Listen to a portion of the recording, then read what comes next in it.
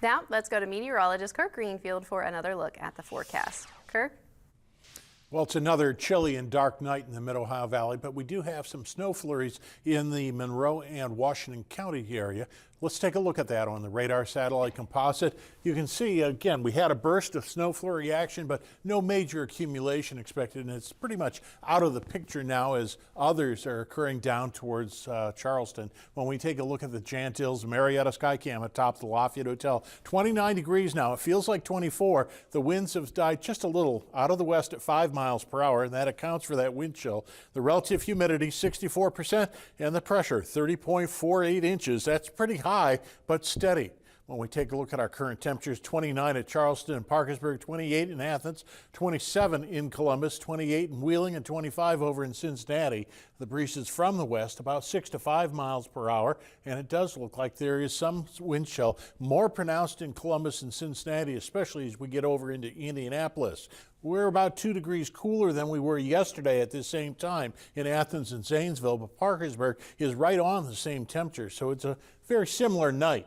When we look for those radar echoes, again, very light snowfall here, no major accumulation. You'd have to see some darker blues and purples to be shaded in to see that. We do see that up along the lake shore into New York State.